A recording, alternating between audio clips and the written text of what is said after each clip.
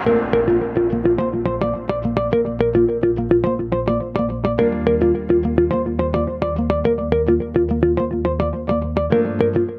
everybody. Welcome to Amazing You. I am your host. My name is Dr. Rani Thanacoody. I am a certified hypnotherapist using rapid transformational therapy method. I am also a Mars, Venus, life and relationship coach, breathwork coach, astrologer, compassion life force practitioner, and tarot reader. And today I have the great pleasure to introduce you to the one and only Dr. Michael Alexander from the USA. Michael holds a PhD in energy economics from the University of Minnesota. He is a professional speaker, an expert witness who has won 1.4 billion US dollars for his clients, and a #1 best-selling author who has published in the field of energy, evolution, history, and religion. Welcome, Michael, to Amazing You. Thank you. It is an honor to be here. It's a great, great pleasure to have you, for you to take the time to talk to the audience today. So tell us, Michael, briefly about your story. Well, my father, who is a major influence in my life, Right. was someone who believed strongly in creative thinking. Okay. And I followed in his footsteps. He's someone who I've emulated all of my life. I'm very proud of. And so I like to look at problems in a different perspective. I like to not be limited by simply having information poured in, but also to analyze it and find new ways to look at things, which is what he did, which is what he trained me to do. Okay. That's great. Thank you, Michael. So how would you define creative thinking? How would you explain that? Well, let me give you an example. Yes. I had been invited to go on a scuba dive off of an oil rig. Now, this is an honor because it's a very complicated dive and you have to do it right. Right. It was wonderful. We suited up, we checked our equipment, we started to descend. Okay. The 10, 20, we got to 90 feet down.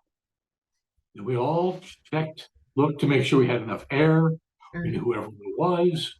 We were all ready to go down. And we started to descend. Well, they did. Okay. I got vertigo. I suddenly couldn't tell up from down. And even though I knew I wasn't spinning, the oil rig was spinning around me. I didn't know up from down. What does a scuba diver do in a situation like this? The answer is they die. They either go downward in the wrong direction until they run out of air, or they go up in a panic so fast that the change in pressure causes the air in their lungs to expand and explode. But my daddy didn't raise me to die that easily. So I said to myself, I don't know which way is up or down. Okay. But the bubbles know. And so I followed the bubbles, the slow ones, up at a comfortable pace. And I had time to stop, let the air in my lungs adjust until I came up safely to the top. I didn't focus on what I didn't know. Okay. That's how people die. I changed the focus and found the solution, which is sort of my mantra: change the focus, find the solution. And that is how I lived. And in many ways is how I live my life. That's great. Thank you, Michael. Thank you for explaining that. And today the topic that you've chosen is about creative problem solving. So tell us more about this topic, Michael. Well, I'll give you another example from my father. When he was in college, he was on the swim team. And at the college party, the head of the college wrestling team, in fact, the state champion wrestler, started to tease my father mercilessly that swimming wasn't a real sport. Right. Wrestling was, not swimming. He challenged my father on and on, as college boys will do, effectively challenging his masculinity. And my father suddenly smiled and said, "Okay, Moose, I'll take you on." And everybody at the party got big and panicked eyes and said, "He'll kill you. He's the head of the wrestling team. He's the state champion. He'll take you apart." And my father said, "No, I've got this." And they said, "You're crazy." He said, "No, I've got this." So they went together down to the gym, and my father turned right when Moose turned left. And Moose said, "What are you doing? The mats are this way." And my father said, "Oh no, your sport, my turf." They went to the swimming pool. Okay. Now, like most wrestlers, Moose had starved all of the fat off of his body and had no buoyancy at all.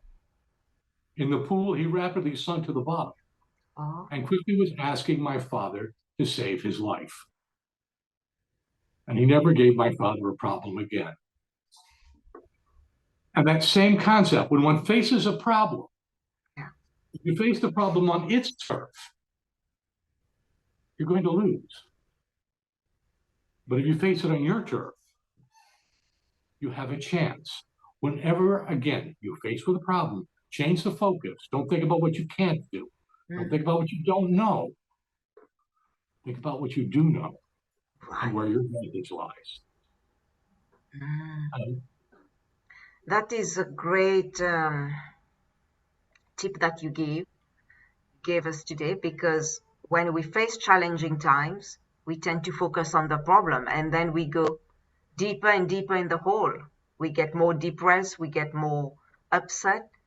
But when we start to think what we can do instead, then we see our life changing. We see more opportunities coming. We see more light at the end of the tunnel.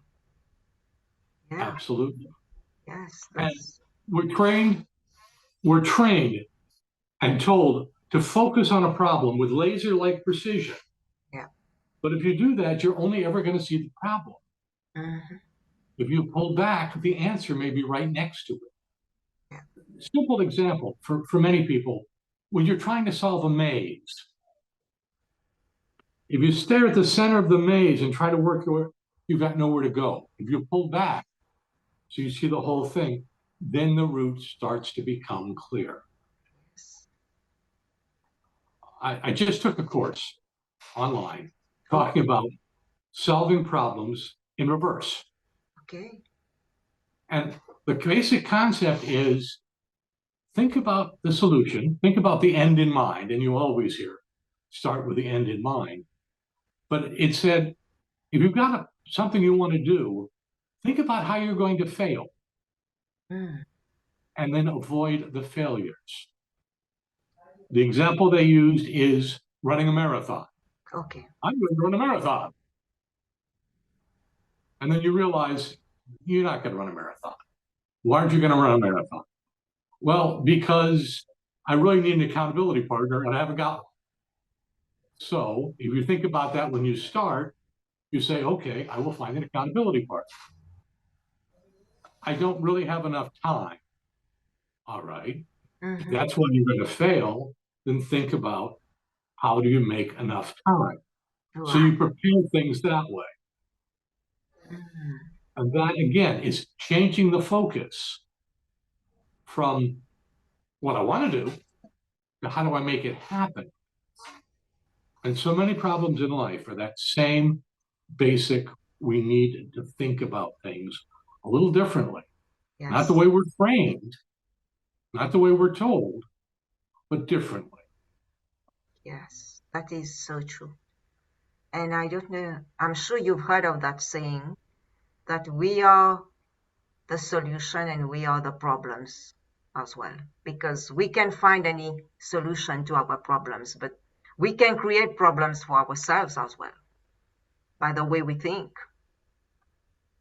And well, yeah, absolutely. And I think, well, you as a hypnotherapist are very much aware of the fact that people develop what they expect. Mm, And if you think about the problems, if you focus about the problems, if that becomes your whole world, yes. that's all you've got to work from is the problem. And if you think about solutions, if you think about outside of that, Mm, if you change what you're looking for, yeah. that's how you ultimately are going to succeed in life, get past the problems, get to what you want. Yes. Yes, that's true, Michael. Thank you. Yes. And that's why one tool that people can use to start with is gratitude, because if they are always thinking about the problem, but staying in gratitude would help you to start to be more positive, would help you to start to think of how you can solve the problem rather than staying in that mode of the problem that can't be solved. So that's one technique that people can use. And what would you tell, how would you help people who are, let's say, only focusing on the problem and they can't change it? What would you tell them? How can they shift that, Michael? First thing you've got to realize is Mm, people who say, that's the way I am, I can't change it. yeah. That's what are wrong. Now, I will admit, I have an unfair advantage. I had a father who, at the age of 3, I knew I wanted to be just like. And so I spent my life trying to make myself like my father. Wow. So I spent my life studying, growing, and changing. Mm, And I have to believe you can become who you try to become. And that's the basis of getting out of whatever rut you're in, whether you do it quickly through hypnosis, whether you do it gradually by training yourself. yeah. There are times when, particularly in college, I associated with people who used foul language. Okay. I don't want to be a person who uses foul language. Mm, I find it kind of intellectually bankrupt. But it's easy to fall into the patterns of the people around you. yes. So what I literally do is when I find myself in that kind of a trap, is I'll stop myself. If I use a word I shouldn't use or an image I shouldn't use, I will stop, Mm, take the intellectual time to say, no, that's wrong. How else can I say it? How else can I do it? mm, And believing that I can make that change, wanting to make that change, that's how I become who I want to be. If I've got a problem that's driving me crazy, mhm, I'll change it. The other thing, which is I think very important, is to realize yes. what your true goal is. Okay. A lot of people, and I'll use the marathon as an example again. Yes. A lot of people say, I want to run a marathon. Why do you want to run a marathon? Mm, I want to be healthy. Okay, maybe you can't run a marathon. Is there some other way you can be healthy? Maybe you want to be healthy because you think that will make you more attractive to your spouse. mm, What else could you do that would make your spouse happier? And if you think about what it is you really want, not what you think will give you what you want, and concentrate on that, yeah. you're going to get a much better result and be much happier in life. And the real essence ultimately becomes thinking about how you approach a problem or a desire, not just focusing on the thing which is wrong. That is great, Michael. Thank you. Thank you so much. And who is the person who has influenced you the most, Michael? I'm going to have to give you my standard answer and then be honest beyond that. The person who influenced me most is clearly my father. At Yes. the age of 3 years old, I knew what I wanted to be like. Mm. And I spent my entire life trying to make myself like my father. So tell us And by more the way, about your father. Who is he? my father is the man who invented the barcode. Okay. And this is another example of changing the focus. Yes. He simply went out to lunch one day and stopped at the office of a buddy of his and said, Frank, let's do lunch. And Frank said, okay. And he said, my father said to Frank, what are you doing? He said, I'm working on a process to identify railroad cars automatically, because if one company's railroad cars runs on another company's tracks, they build them and they know who owns the cars based on the numbers on the side. But it's a union job and it tends to go to people who are older, a little squinty-eyed, don't care as much. So the numbers get messed up. Okay, how you doing it? Said my father. Well, very simply, we're putting colored strips on the side of the cars and having a reader read um, as the cars go past. And I have here, this is an actual example of the original barcode. Okay. And my father said, well, how's it working? Terrible, because it goes past so fast that it blurs and we get the wrong numbers. And I've tried everything. I've tried faster readers, better computers. I've tried new algorithms. I just can't beat it. I'm stuck. Mm. And my father said it's very simple. You take the strip, turn it sideways, and read it down in a leisurely fashion. And when it goes past, they don't blur. Right. That simple change made the barcode possible. And again, that's the way my father approached his life and the way he trained me to think. Is there a different way to do the same thing? Yeah. And so that very much is why he influenced me. That's, of course, why he's famous. Don't look him up on Wikipedia, because someone else keeps changing the truth, but you'll find it if you want to on the internet. But that's his fame. It's not the only thing he invented, not the only thing he did, but that kind of thing is really what sticks in my mind.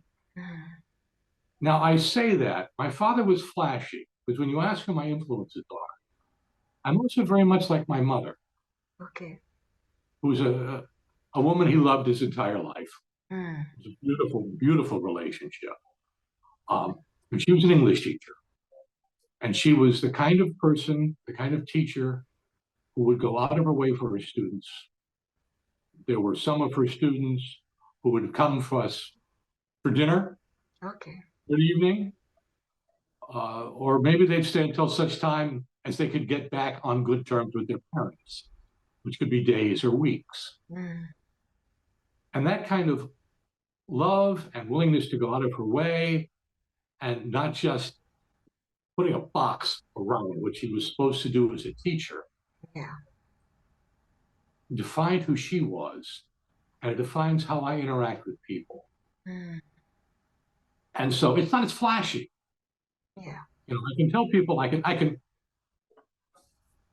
hold up a barcode. I can't hold up a class full of students. But she's very much part of who I am too. And that same thing is, I'm not letting myself be limited by defining what my role is. So I would say those two are the most, and both of them were influenced by their parents. Okay. So even though my grandfather, my father's father, died when I was 4 months old, I know that my father did many things, as he put it. They're things that I do because my father did them and I love them.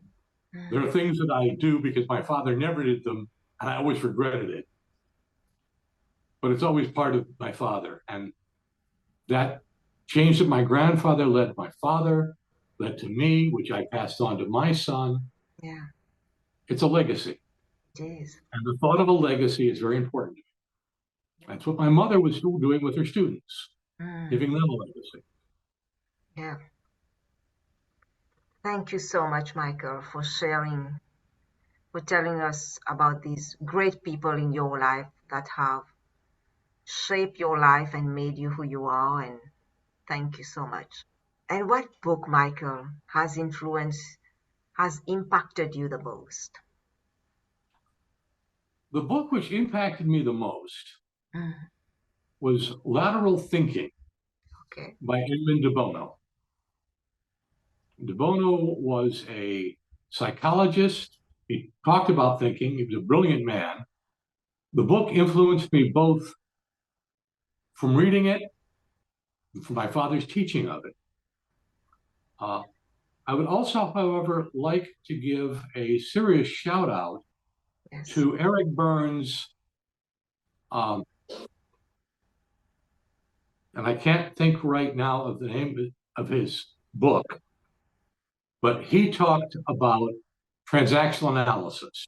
Okay. Now, I'm not talking about the pop psychology version of transactional analysis, but what he talked about is the fact that what people do is not necessarily try to be happy. They try to put themselves in a position that they understand and are comfortable. Now, this is the same thing about the focus. Yes. People who feel that they're put upon by others will, in fact, get used to being put upon and be uncomfortable if people treat them well. So they will trap themselves into a transaction, into a scripted relationship, which puts them at a disadvantage and treat them badly. And his book, and he's got more than one, and I apologize, I can't think of the name right now. That's okay. But his book, which talk about the fact that if you assume people want to be happy, and not that you assume that they want to be in a position that they understand or that they're comfortable with, you're going to miss their true behavior. And if you want to help someone, sometimes you have to refuse to play their game. Yeah. And if you want to help yourself, it's the same thing. You have to say, as I was saying before, not where do I feel comfortable, but what if I really want to be? And how do I break the patterns? How do I break the mold and achieve what I really want? Not what I think I want or what it's comfortable, but not happy making. Yes, that's very important what you say. And it also, like you said, it applies to relationships as well. Yes. Yeah. Thank you, Michael. And what would you say today, Michael, to people who are facing some really tough times? What would you say to encourage them today? The first thing I'd say is you're never trapped. You have to, one, truly decide that you want to be happy and get beyond it. Number two, you have to define your goals, not in traditional standard, what society tells you your goals should be.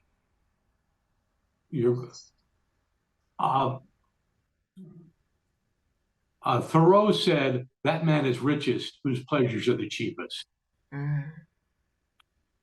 Maybe you're poor, but find out what ways will make you happy that don't require money. Maybe your relationship isn't working. Well, maybe you find different ways to make it work. Maybe you decide you don't need that relationship. Maybe you find a different one. And we're trained that relationships are, in general, relationships have to be between two people who are sexually attracted to each other. We're trained that relationships have to be equal. We're trained a whole bunch of things. Well, yes, the people who make me happiest in life, I don't tell my wife I said this because I love her very much. I have good friends who I'm not the least bit sexually attracted to. Some are male, some are female. I'm heterosexual, but that doesn't matter. But those friendships are very dear and very important to me, and they make my life better. yeah. They're not sexual, they're not romantic, but they're stimulating. Some of the things I love are cheap or free. And I love going to museums in Taiwan. But you know what? I can spend a lovely afternoon just tossing the ball with my dog. And it makes me happy. So if you're facing tough times, change how you approach it. Realize you're not stuck. There are solutions to many of your problems. But you can also just redefine what makes you happy and think about that. And if you do that and don't get trapped in the sense of this is what it's got to be, so that you're poisoning your chances to be happy, life will be much better for you and quickly. Wow. It is something so simple that we never take the time to really think of what makes us happy. Yes.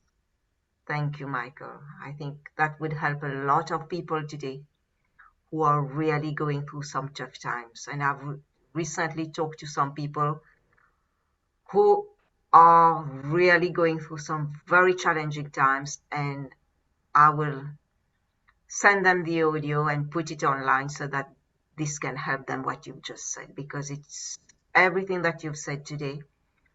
It's so valuable, and that we all can apply to our lives, whatever situation, whether it's work, friendship, relationship, any situation. Thank you. And can you tell us more, Michael, about what you do and how can people reach out to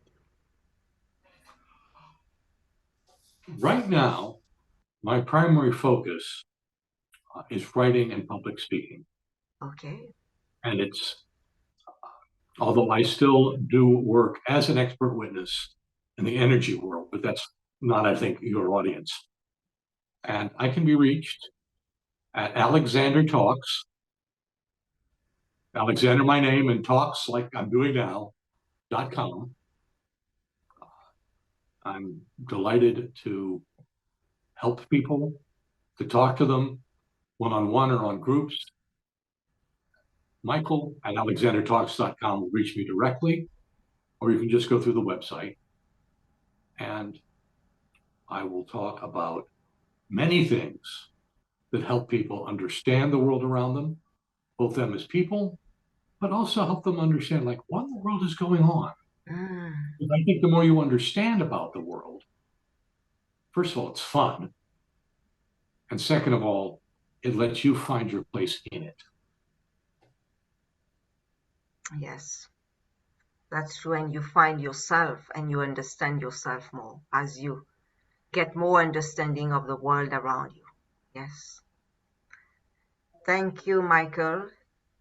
Thank you very much for taking the time to talk to the audience today, to share your story and your knowledge and experiences. And I would like to say, I wish you the very best, a lot of success ahead in this new year 2023. And I would like, sorry, go on, Michael. I was going to say thank you. Thank you for giving me the chance to talk to your audience. Thank you for giving me the chance to help. It's been a great pleasure. I go through life, I always think the greatest moments are the ones when I've helped people in things small or large, because then I know the world is a better place. I know there's someone there, even if it's only me, who wants to help them and will help them. So thank you very much for giving me the opportunity. Thank you to your audience for listening to me. And please, I hope it helps. Thank you, Michael. It definitely will help the audience. And I would also say thank you to the audience for listening, for watching, for sharing, and for subscribing. So thank you, everybody. And I will see all of you very soon with a new speaker and a new video and audio. Thank you, everyone. And thank you again, Michael.